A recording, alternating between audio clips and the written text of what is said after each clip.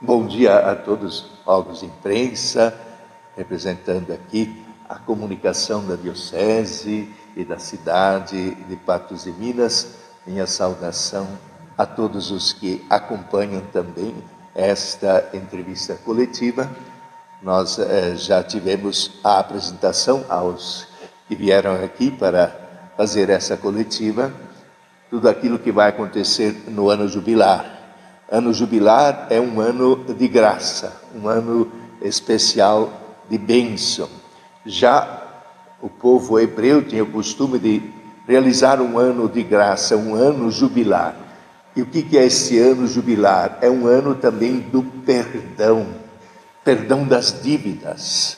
E a igreja tomou isso como uma experiência também do perdão dos pecados, mas também as pessoas podem perdoar as dívidas. Isso é um convite a uma mudança na maneira de lidar com a economia, com o cuidado das coisas. E por isso o ano jubilar é um ano especial da graça do Senhor. E por isso tem também a indulgência plenária, para aqueles que fizerem os exercícios recomendados, que é a confissão, a oração na intenção do Santo Padre o Papa, e também participar da celebração eucarística, comungar e rezar. Então esse é o momento da ação de graças do fiel que quer receber a indulgência plenária. Mas nós celebramos o nosso jubileu dos 70 anos da Diocese. É um convite também para a nossa igreja se renovar toda, sobretudo em comunhão com a igreja do mundo todo, como o Papa convocou o novo ano jubilar de 2025 e coincide com o nosso ano jubilar dos 70 anos da criação da Diocese. E este ano jubilar universal da igreja é sobre a esperança. E creio que para nós também, os 70 anos que comemoramos, é um convite para a esperança, para continuar a evangelização da nossa diocese com novo ardor, com novo entusiasmo. E tem um aspecto muito interessante. Nós iniciamos o ano jubilar com a conclusão do sínodo da igreja sobre a sinodalidade, exatamente convidando a toda a igreja a se renovar. Por isso nós também somos convidados em nossa igreja particular, da Diocese de Patos de Minas, nos renovar nas ações evangelizadoras. É um convite para a conversão, é um convite para nos abrirmos e por isso, como o Padre Kleber explicou para vocês, as portas da igreja se abrem, as portas da catedral que acolhem os fiéis para o ano jubilar, para a peregrinação. Tem essa simbologia toda para que nós, fiéis católicos, façamos este exercício da conversão, da saída de nós mesmos e de renovar a nossa ação evangelizadora em nossa região, em nossa diocese. Por isso, eu quero convocar a todos a esse caminhar juntos como igreja particular. E nessa igreja particular se faz visível também a universalidade da Igreja Católica. Por isso, é o momento de estarmos em sintonia, em harmonia com aquilo que a Igreja Católica realiza a nível universal. E todas as igrejas particulares estarão em sintonia também no ano jubilar de 2025. E nós, com a nossa celebração jubilar dos 70 anos. E é muito oportuno esta linguagem que nós encontramos. Como o ano jubilar de 70 anos é jubileu do vinho. E nós usamos, então, textos bíblicos. Partimos das bodas de Caná, quando Jesus transforma a água em vinho. E ele é o vinho novo, Cristo é o vinho novo.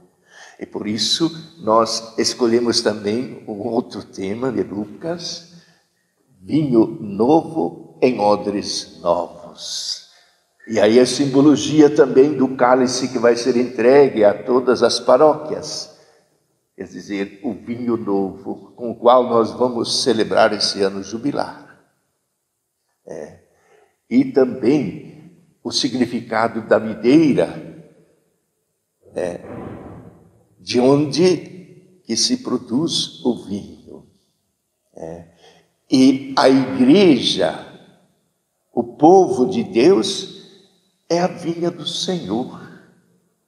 Por isso estamos plantados nesta vinha do Senhor.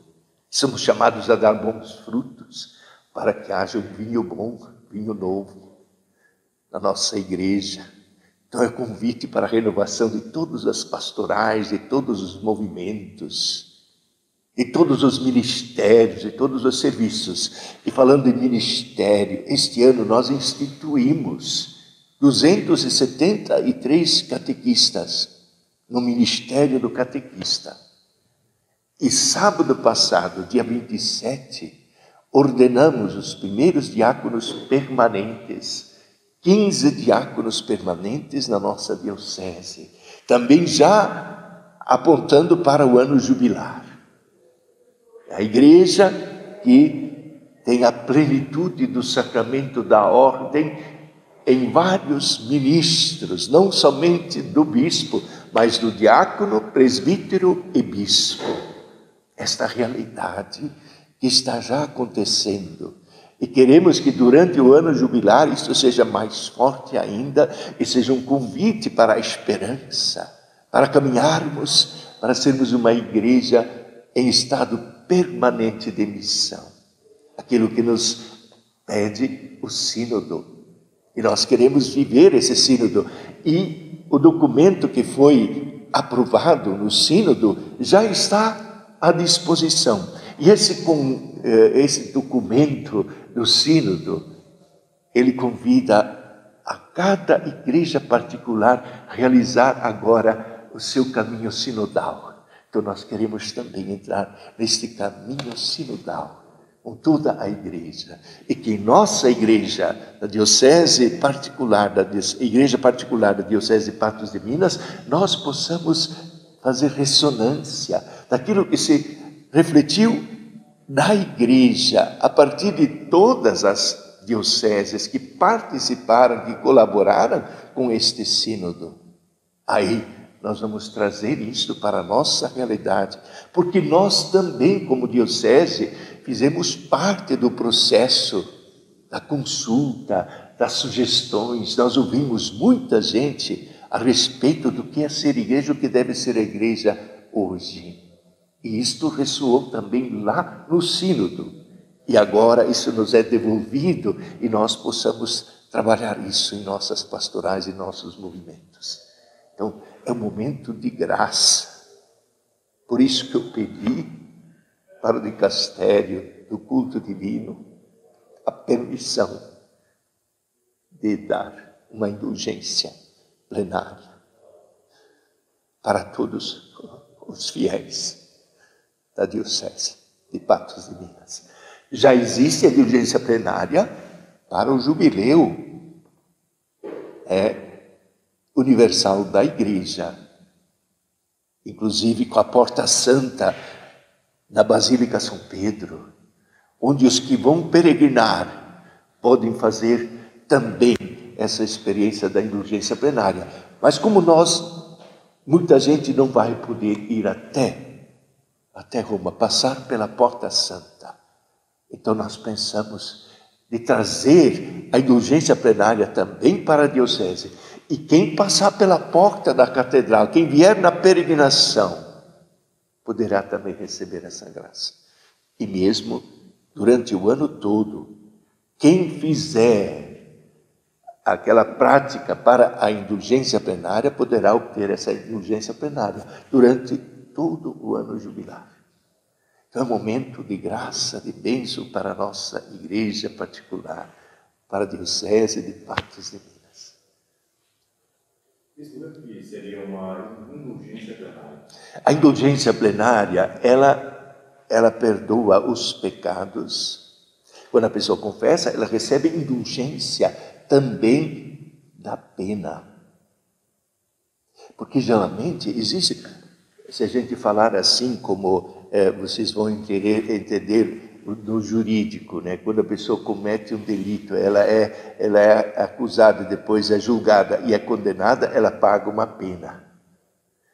Quando nós pecamos, no pecado também, muitas vezes existe uma pena.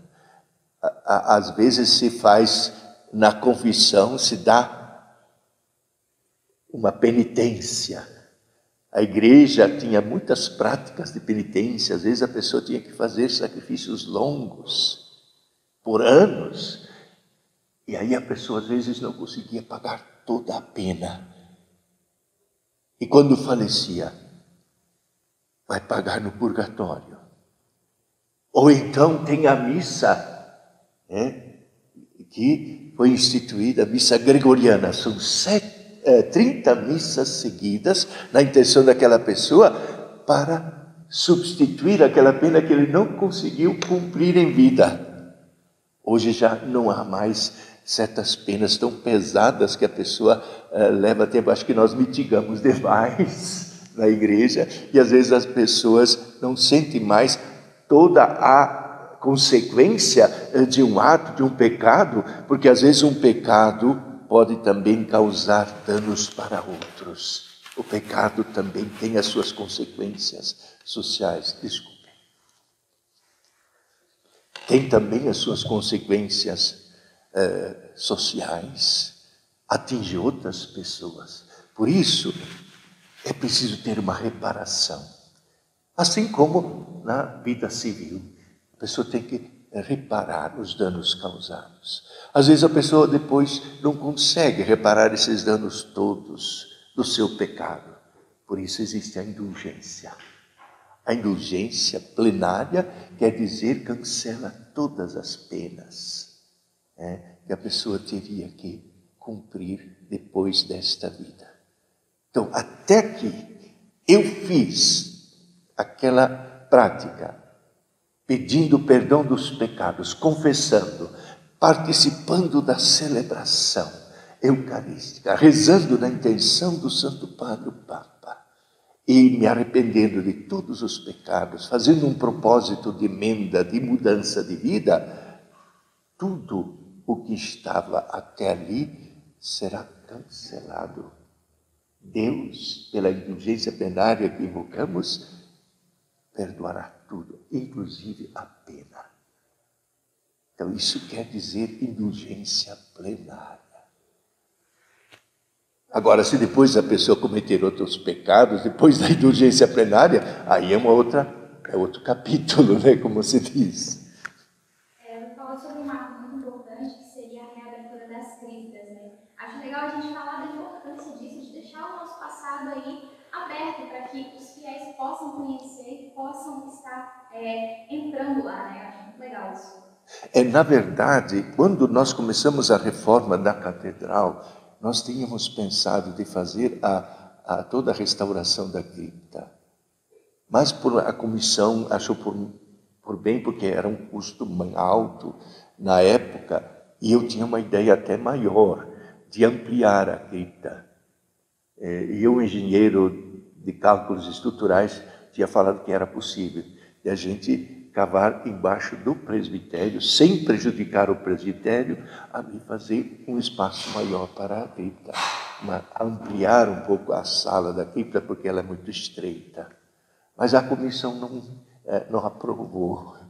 E claro, como é que nós vivemos uma igreja sinodal? Então não posso ficar impondo alguma coisa. E aí está a escuta. Isso é importante na igreja. Escutar, a decisão é conjunta. Mas nós queremos fazer isso agora, restaurar e recuperar a cripta. Talvez vamos exumar os restos mortais do Monsenhor Felipe, que estão num túmulo, e do Dom José André Coimbra. E aí podemos retirar e colocar os restos fixados no muro, como tem já dois padres já estão lá na cripta. E talvez até possamos tirar os padres que estão lá no cemitério para trazer também na cripta. Esse era ali o local onde as pessoas podem rezar pelos bispos, pelos sacerdotes. E queremos trazer, possivelmente, os restos mortais de Dom Jorge Escarso, que já são 9 anos que ele faleceu. E eu pude estar com ele um mês antes dele falecer. Conversamos, embora ele já tivesse bastante dificuldade de memória, por causa que ele tinha 99 anos.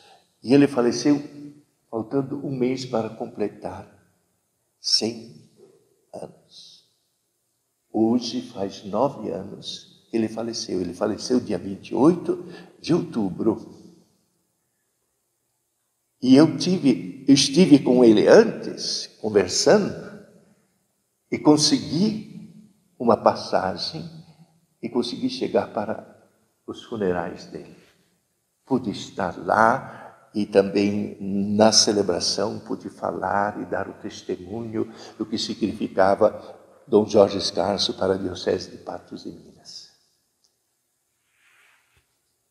Isso, uma outra questão é que serão 70 mudas de árvores que serão plantadas para representar este ano jubilar. Em qual local será esse plantio? Provavelmente na Mata do Catingueiro. Na Mata do Catingueiro, que ali, como o ano que vem vai ser também a campanha da fraternidade sobre ecologia integral. E nós precisamos cuidar bem da casa comum. Queremos fazer este gesto também simbólico para lembrar a todo o povo também da cidade de Patos de Minas que essa mata deve ser preservada. Não se pode mais ser irresponsável e fazer certos atos vandalosos, de vandalismo, de colocar fogo numa mata que é para toda a cidade, que purifica para nós o ar. Muita gente não entende porque uma planta, porque ela atrapalha, mas a planta, ela tira o monóxido de carbono do ar e nos devolve oxigênio. Muita gente não reconhece isso e muita gente tem uma atitude anticientífica, de terraplanismo, que nega a ciência e desrespeita a própria natureza e a própria criação, que é obra de Deus. E nós que cremos que Deus é Criador, nós não podemos permitir que se estrague a obra do Criador. Nós fomos colocados neste mundo para ajudar a cuidar desta obra de Deus. E Deus a fez para nós. Por isso, cuidado da casa comum. Por isso, a nossa atitude deve ser de preservação, de cuidado de todas as criaturas, de todos os seres, de todo o espaço, o ambiente onde nós vivemos. É a casa comum. A casa que eu tenho, onde eu moro, é uma coisa. Mas outra coisa é a casa comum, onde todos habitam, onde todos devem ter espaço para viver e circular e também viver com dignidade e desfrutar. Deus disse a Adão e Eva para desfrutar de todas as coisas. Só de uma coisa ele disse: olha, nessa árvore vocês não mexam. Eu diria assim, naquilo que conserva a vida, a natureza para nós, nós não devemos violar e mexer. E nós estamos chegando a um ponto que mexemos no meio ambiente, em todas as coisas, que a natureza não consegue mais se refazer e se recompor.